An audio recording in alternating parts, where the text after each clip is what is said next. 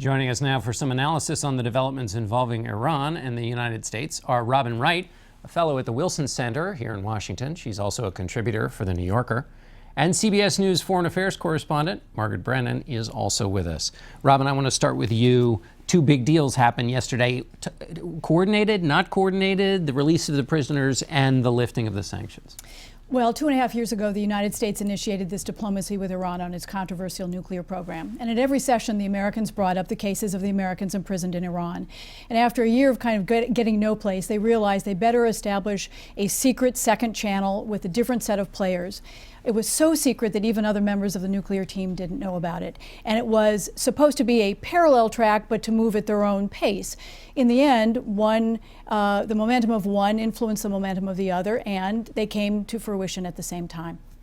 Margaret, the sanctions have been lifted. Now this swap has happened. Where is the United States now with respect to this deal, but also in its relationship with Iran? Well, that's the big question. I mean, who other than John Kerry can pick up the phone and speak to the Iranians right now? There still are no diplomatic relations with Iran. So this is really, in so many ways, a test case. Let's see how this deal plays out. If inspections are unfettered, if over the next 10 years all the Iranians do what they have promised to do.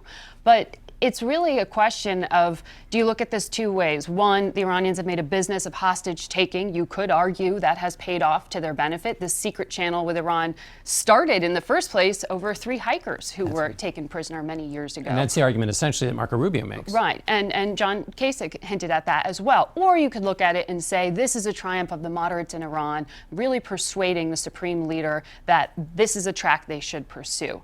The thing, if you go with that argument, it's kind of hard to conclude that thought at this point because this was not an ideological deal. This was an economic choice by Iran. So it's kind of too hard to tell yet if this is really a new age. It's certainly a new stage that we're at in U.S.-Iranian relations. Robin, Secretary Kerry, when this deal was announced, said we're going to continue to be as hard on Iran on those other issues as we ever have been. Well, this question of testing missiles, intercontinental ballistic missiles from Iran, what's the test there to see if the United States really is being as hard on them as they said they would be after this deal was agreed to?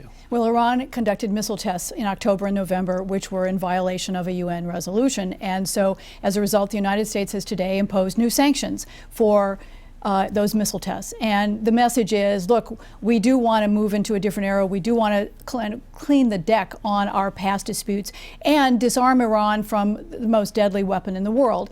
So they have made progress on that front, but the United States message is we're going to continue to be tough and we will impose new sanctions when warranted. And that's exactly what they've done.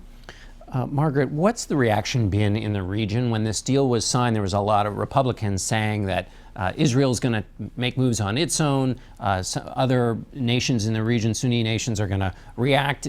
What do we know about that reaction? Right. Well, up until this point, this has all been an argument about a piece of paper. Now the deal actually has to, play out. And so this is going to be the test case over whether those arguments about, Iran sort of getting this big payday, which, by the way, Iran says only about 30 billion of the 100 billion is going to be liquid for them. A lot of it's tied up. So it's not necessarily the payday that some would argue they are getting. However, money's fungible. Who knows how that money is going to be invested in other ways for Iran. And so it's going to be a sort of a wait and see.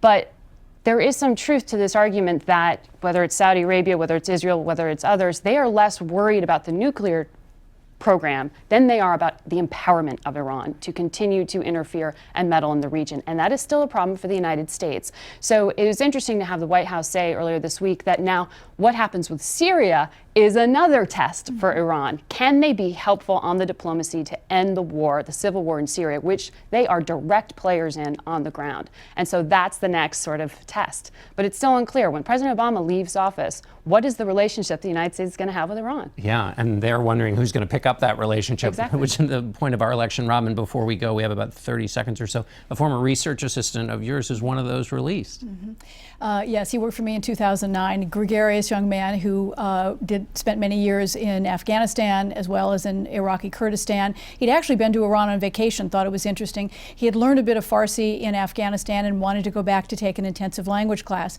He was just finishing up his 4-month course when he was picked up in early December. It's amazing. Well, thank you, Robin, for being here. Great piece in The New Yorker. Margaret, thank you also for helping us understand this. We'll be right back with our political panel.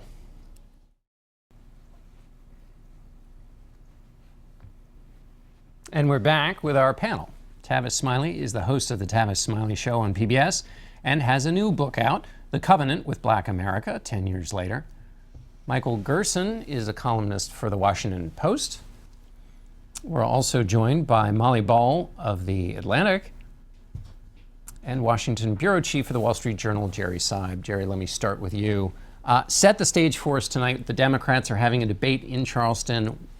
Set it up for us. Well, first of all, I think we're at a new phase of this race. And you really have two races going on. There's a national race where Hillary Clinton is still in very good shape. We have a new poll out today that shows her leading nationally among Democrats by 25 points.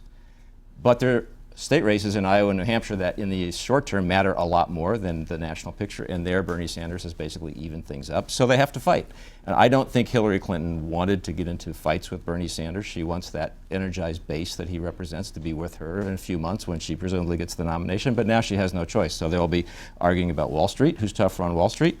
And they'll be arguing about gun control, who's tougher on gun controls. These are litmus test issues for that base that Bernie Sanders talks to all the time. Molly, is it close because of something Bernie Sanders has done or something Hillary Clinton has not done?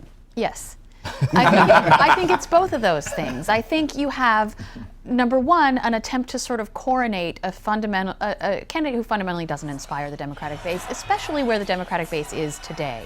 The Democratic base is in a much different mood than it was 8 years ago when they were just hoping to get rid of George W. Bush. This is a real, there's a real sort of rising liberal tide in America. There is a real sense that they want to push a progressive agenda. And so Bernie Sanders has become the sort of unlikely messenger for that, and in a way that he didn't expect, in a way that I didn't expect. And so it has to do with Hillary's deficiencies. It has to do with what Bernie is offering and the consistent message that he represents, having talked about these issues for decades. Tabs, do you think there's something Hillary Clinton should have done? She's at the stage now where she's getting a lot of second-guessing articles appearing in the Washington Post, New York Times. Is there something she should have done, seen this coming, and taken on Sanders earlier or something? I wonder how she must feel. In 2008, she gets blindsided by a black guy from the left, and in 2016, she's blinded by an old white guy from the left.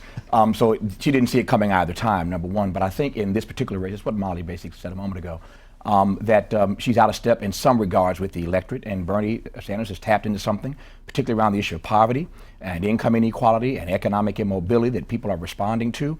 What she should have done, perhaps, is to be a bit more progressive on those issues. I got in trouble a year or so ago when I suggested after being asked a question about whether or not she ought to be challenged when we thought this was going to be a coronation as opposed to an election. I said I wanted to be challenged from the left. Number one, because it'll make her a better candidate in the general, number one. Number two, it might make her a little less hawkish in her policy positions. But number three, it's going to make her a bit more progressive on these issues that she ought to be addressing. So I'm glad that Bernie at least has made it a race. And if you're a black voter, and I think black voters are going to help decide this Democratic nomination. Obviously, you love the fact that your vote for once matters, and people are fighting over you. Yeah, she's more progressive, but also more hawkish. Michael Gerson, Bernie Sanders says he is the electable candidate in the general election. Republicans I talked to and the candidates say this, that if they ran against Bernie Sanders, John Kasich said it, we'd win all 50 states. Yeah. What's your assessment? Well, I agree with that because would be very much a Jeremy Corbyn moment.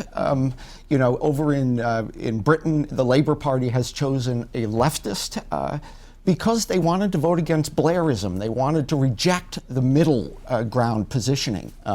And if Democrats were to do, pick Sanders, they would be much in that same position. But I think the interesting thing about Hillary Clinton, though, is how poorly she's doing among young voters, among young women voters, which is just extraordinary. She's losing in large numbers millennial voters to Sanders. So she's got some real problems.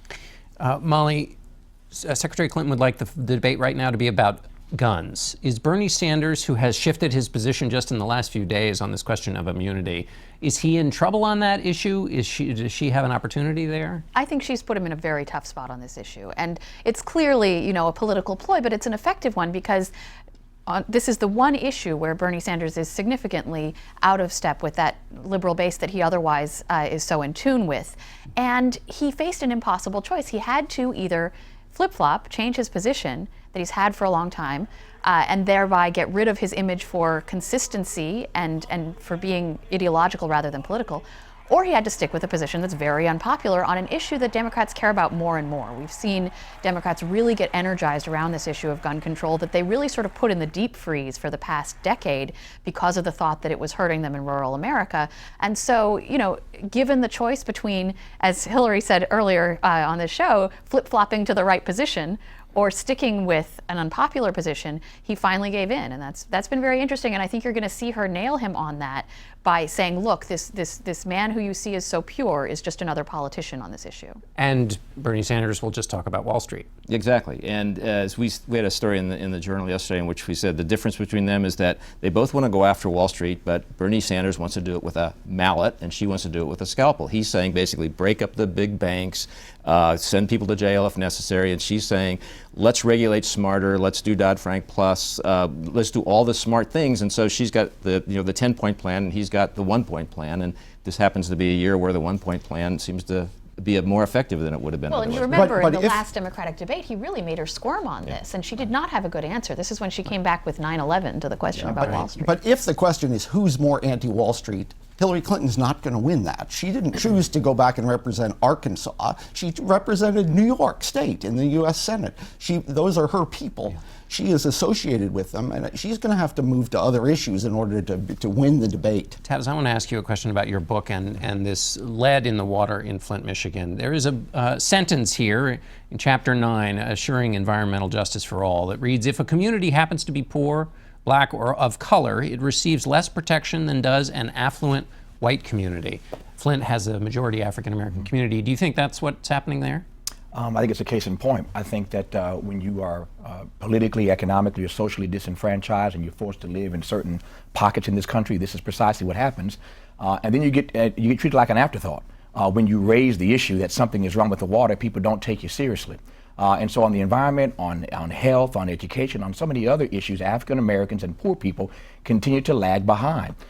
This book points out that in the last 10 years since the original text came out, black people have lost ground in every major economic indicator category. Every major category, black voters, the president's most loyal constituency, have lost ground, and the environment's just one of those issues. So environmental racism is real, and we're going to see these cases come up more and more and more. We see it in Porter Ranch, not exactly a poor community out in California where I live, but in poor communities, this is an old story. It's making national news right now. The timing is right, wrong, but right in terms of a presidential election. But these incidents happen all the time. They just don't get this kind of exposure. And maybe they will in the debate tonight. I hope so. Let's switch over to the Republicans. Michael Gerson, the Trump and Cruz friendship has gone through a dissolution. Where do you think that fight is, and where is the Republican race right now? Well, I think, unfortunately, from my perspective, Donald Trump had his best debate. There's very little question about that. And particularly on this question of New York values, he very much bested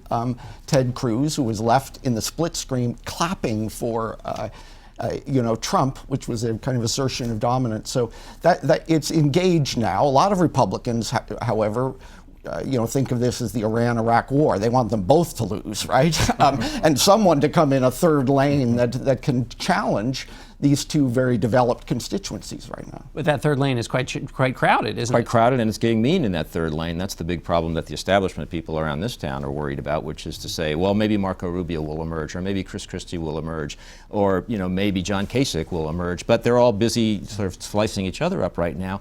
And meanwhile, Ted Cruz and Donald Trump kind of proceed down the path in their own lanes. I'm sorry.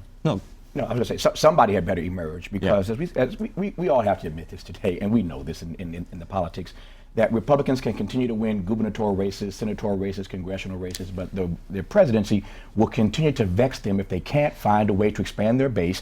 And Cruz and Donald Trump do not expand the base. So in some regards, it's much ado about nothing unless somebody that emerges that can expand the base. No, I was just going to make one final point, which is that we have to remember that this picture, like all these pictures, can change radically once voters start having a say. The 2 weeks before New Hampshire and Iowa and the 2 weeks after can look quite different, and we never are quite sure how. Molly, to Tavis's point about the expansion of the party, we saw something kind of extraordinary this week. There is a race going on the one hand, between Republican candidates, and then Nikki Haley gave a response to the State of the Union in which she said very warm things about undocumented workers, saying that they shouldn't be treated harshly. And then she also talked about anger taking over too much in the.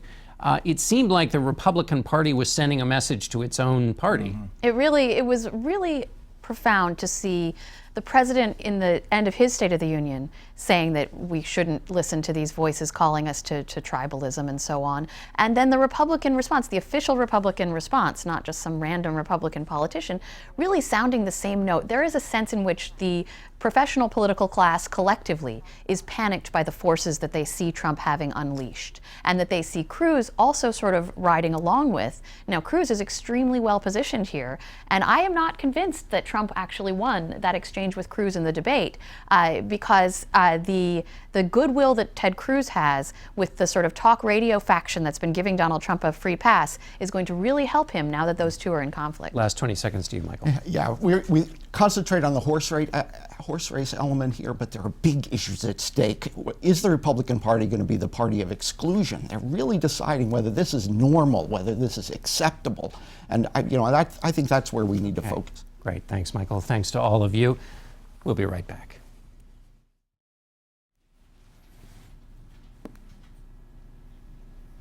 That's it for us today. Thanks for watching. We leave you today with someone that both Republicans and Democrats can support, Bebe, the Bebe Panda, who made his public debut here in Washington last week.